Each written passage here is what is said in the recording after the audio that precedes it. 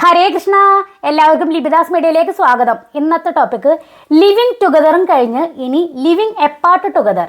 പുതിയ കാലത്ത് ബന്ധങ്ങൾക്ക് പല പേരുകളും നിർവചനങ്ങളും വന്നു. ബന്ധത്തിലായിരിക്കുന്ന വ്യക്തികളുടെ സൗകര്യം അനുസരിച്ച് ബന്ധത്തിന് പുതിയ മാനങ്ങൾ ഉണ്ടായി.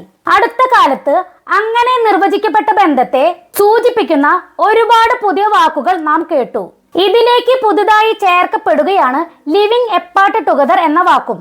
റിലേഷൻഷിപ്പിലായിരിക്കെ തന്നെ വ്യക്തികൾ രണ്ട് വ്യത്യസ്ത ഇടങ്ങളിൽ താമസിക്കുന്നതിനെയാണ് ലിവിങ് എപ്പാർട്ട് ടുഗദർ എന്ന് വിളിക്കുന്നത്. പുറത്തുനിന്ന് നോക്കുന്നവർക്കും ആദ്യമായി ഇത്തരമൊരു ബന്ധത്തെക്കുറിച്ച് കേൾക്കുന്നവർക്കും സംശയം ഒരുപാട് ഉണ്ടാകാം. ബന്ധത്തിലെ അസ്വാരസ്യത്തെ തുടർന്ന് മാറി താമസിക്കുന്നതിനെയാണോ ഇങ്ങനെ വിളിക്കുന്നത് എന്ന് നമുക്ക് തോന്നാം. എന്നാൽ അങ്ങനെയല്ല.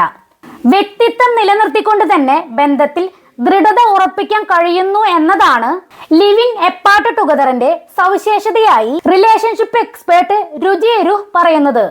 ലിവിങ് ടുഗദറിൽ ഏർപ്പെടാൻ ബുദ്ധിമുട്ടുള്ളവർക്ക് കുറച്ചുകൂടി സ്വീകാര്യമായിരിക്കും ഈ ബന്ധം. എന്നാൽ മറ്റ് ബന്ധങ്ങളെ പോലെയോ അതിനേക്കാൾ ഏറെയോ പരസ്പര വിശ്വാസവും മനസ്സിലാക്കലും ഈ ബന്ധത്തിൽ അതിപ്രധാനമാണ്. ഒരുമിച്ച് താമസിക്കാതെ തന്നെ വൈകാരികമായ അടുപ്പം സൂക്ഷിക്കാൻ കഴിയുന്നവർക്ക് ഈ ബന്ധം കൂടുതൽ സഹായകരമാവുമെന്നും രുചി ചൂണ്ടിക്കാട്ടുന്നു.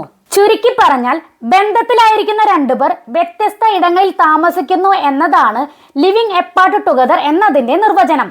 അതുകൊണ്ട് തന്നെ ദിനചര്യകളിൽ ഇരുവർക്കും യാതൊരു മാറ്റവും ഉണ്ടാകുന്നില്ല.